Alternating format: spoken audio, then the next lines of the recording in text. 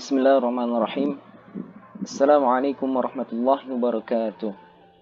Alhamdulillah rabbil alamin. Assalatu wassalamu ala asrafil anbiya'i wal mursalin wa ala alihi wa sahbihi ajma'in amma ba'du.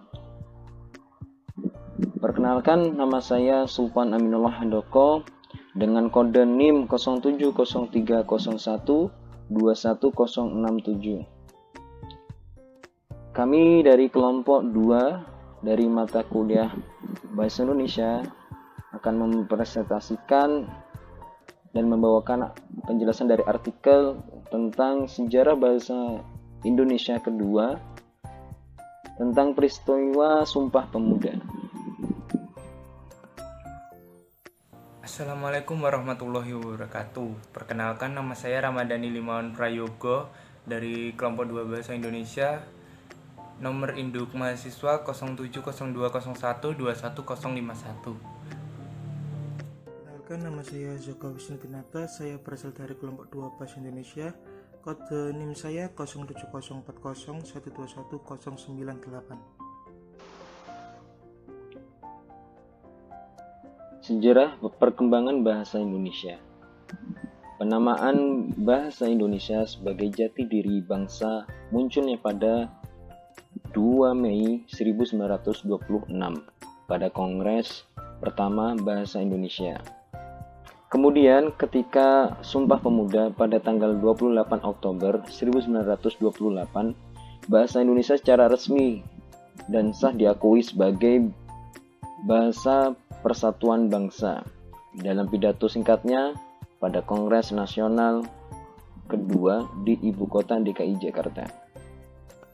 Penggunaan bahasa Melayu sebagai bahasa nasional atas usulan dari Muhammad Yamin yang seorang politikus dan sastrawan dan juga pengamat sejarah. Pada saat itu Muhammad Yamin berkata, jika memikir ke masa depan, bahasa yang ada di Indonesia dan kesustraannya, tetapi hanya ada 2 bahasa yang bisa diharapkan menjadi bahasa persatuan, yaitu bahasa Jawa dan Melayu. Tapi dari 2 bahasa itu, bahasa Melayulah yang lama-kelamaan akan menjadi bahasa pergaulan atau bahasa persatuan. Maka dari itu, pada Kongres Bahasa Indonesia kedua di Jakarta, Soekarno selaku Presiden Republik Indonesia mencanangkan bahasa Indonesia atau bahasa Melayu yang dituturkan di Riau sebagai bahasa untuk negara Indonesia. Bukan bahasa yang dipakai zaman kerajaan, yakni aksara kerajaan.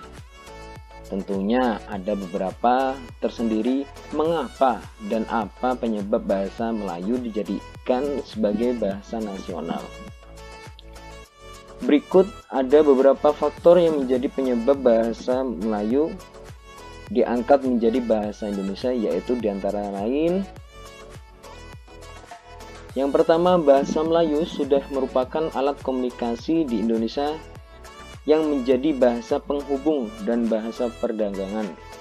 Yang kedua, sistem bahasa Melayu sangat sederhana dan mudah dipelajari karena dalam bahasa ini tidak dikenal tingkatan bahasa seperti dalam bahasa Jawa ada ngoko, ada kromo, atau perbedaan bahasa kasar atau halus seperti dalam bahasa Sunda kasar atau lemes.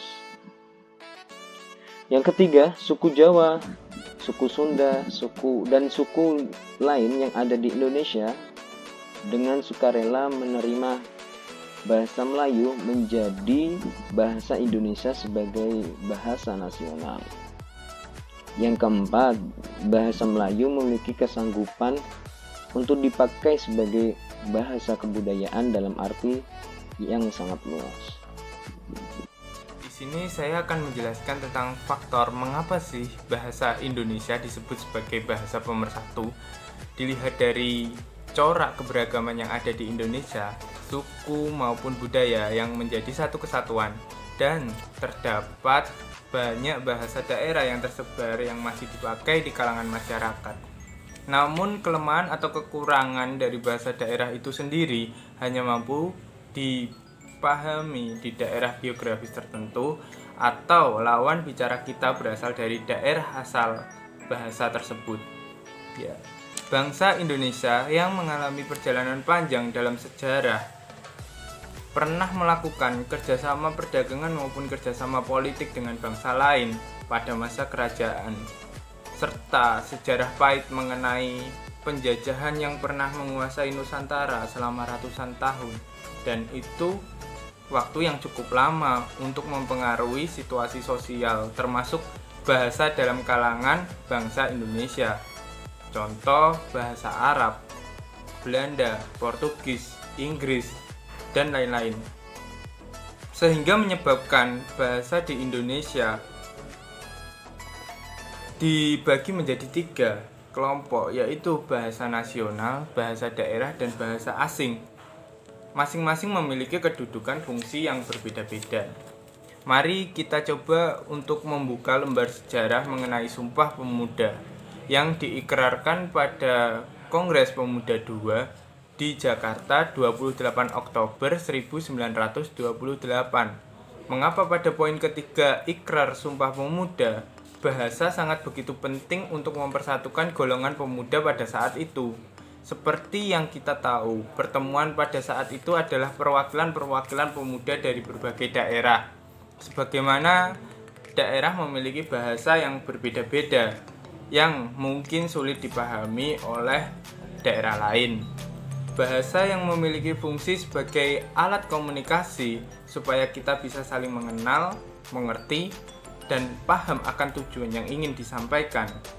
Sangat penting adanya satu bahasa pemersatu dari kemajemukan yang ada pada bangsa Indonesia. Atas dasar itulah dipilihlah bahasa Indonesia sebagai bahasa pemersatu yang harus dijunjung tinggi dan diresmikan dalam ikrar Sumpah Pemuda berdasarkan kesepakatan pada kongres tersebut. Di sini saya akan sedikit menjelaskan tentang sejarah atau kronologis peristiwa Sumpah Pemuda. Sebelum lahirnya Sumpah Pemuda di Indonesia, beberapa organisasi pemuda yang sifatnya masih kedaerahan telah berdiri terlebih dahulu, seperti Trikora Dharma, Jong Sumatera Bon, Jong Minasa, dan Jong Celebes. Di dalam organisasi tersebut, pemuda-pemuda bangsa ini belajar dan berkumpul bersama-sama. Mereka sadar pentingnya sikap persatuan dalam sebuah perjuangan. Oleh karena itu, mereka setuju serta sepakat membangun suatu perhimpunan atau perkumpulan demi kepentingan negeri ini. Perkumpulan pemuda ini melakukan sebuah pertemuan untuk melaksanakan Kongres Pemuda. Tujuannya ialah agar berbagai macam organisasi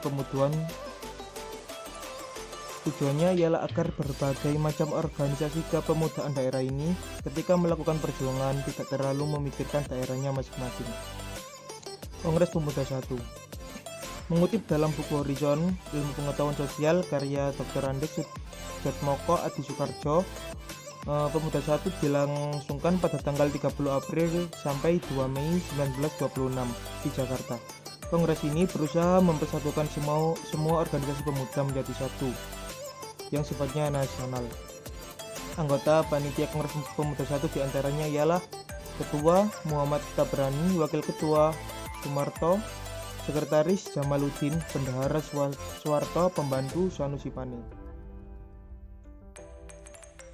Organisasi kepemudaan yang hadir ialah Jong Java, Jong Sumatera Bon, Jong Celebes, dan Jong Minasa, dan organisasi pemuda dari daerah-daerah lainnya. Pada saat kongres dimulai, sebagian besar setuju membentuk organisasi tunggal, dan sebagian lagi menghendaki berbentuk federasi atau gabungan. Karena itu, Kongres Pemuda 1 belum berhasil membentuk organisasi pemuda yang sifatnya nasional. Namun, semua organisasi pemuda yang hadir dalam kongres ini tetap mengakui perlunya adanya persatuan nasional. Hasil utama Kongres Pemuda ini ialah mengakui dan menerima cita-cita persatuan Indonesia. Sebagai lanjutan Kongres Pemuda 1, maka berdirilah Perhimpunan Pelajar-Pelajar Indonesia atau yang seringkali kita sebut sebagai PPPI yang berdiri pada tanggal September 1926 di Jakarta. PPPI ini merupakan salah satu organisasi yang mempelopori Kongres Pemuda II. Kongres Pemuda II. Kongres Pemuda II diadakan pada tanggal 27 sampai 28 Oktober 1928 di Jakarta. Pada tanggal 27 Oktober, sidang pertama dilaksanakan di Gedung Katolik Jongelin Bonn atau seringkali disebut Jalan Lapangan Banteng. Tamu pembicaranya diantara lain ialah Bapak Sugondo Joyopuspito, Muhammad Yamin, Martokusumo, Ma'mun Rosyid, dan Nona Siti Sundari. Saat tanggal 28 Oktober, tepatnya pada pukul 8 sampai 12, sidang kedua ini dilaksanakan di Gedung OS Java atau sekarang sering disebut Gedung Pemuda. Pembicaranya ialah Nona Purnomo Wulan, Sarmidi Mangun Sarkoro, dan Joko Sarwono. Pada tanggal 28 Oktober 1928, pukul setengah 7 sampai selesai, sidang ketiga ini dilaksanakan di Gedung Indonesia Klub Gebau atau sekarang sering disebut sebagai Jalan Keramat Raya Kartosena. Pembicaranya antara lain Theo Pangamanan dan Sunario. Kongres Pemuda II mengambil keputusan yang sangat penting dalam sejarah Indonesia, yakni Sumpah Pemuda. Keputusan ini diambil berdasarkan satu alasan, yaitu cita-cita untuk bersatu atau untuk mempersatukan bangsa ini. Keputusan itu dirumuskan dalam ikrar yang berbunyi, kami putra dan putri Indonesia mengaku bertumpah darah yang satu bangsa Indonesia. Mengaku bertumpah darah yang satu tanah Indonesia. 2. Kami putra dan putri Indonesia mengaku berbangsa yang satu bangsa Indonesia. Dan yang ketiga, kami putra dan putri Indonesia menjunjung bahasa persatuan bahasa Indonesia. Nah, rumusan kesimpulan dalam hasil kongres ini sebagian besar disusun oleh Muhammad Yamin. Pada acara tersebut, W.R. Supratman untuk pertama kalinya mengumandangkan lagu Indonesia Raya melalui biola yang digeseknya. Hal ini ia lakukan sebab pada saat Belanda menjajah, Belanda melarang lagu Indonesia Raya kala itu. Sekian dari saya, mohon maaf apabila ada salah kata serta bahasa yang kurang mengenakan. Sekian, terima kasih. Mungkin cukup sekian dari kelompok kami. Apabila ada salah, mohon maaf sebesar-besarnya. Wabillahi taufiq wal hidayah. Wassalamualaikum warahmatullahi wabarakatuh.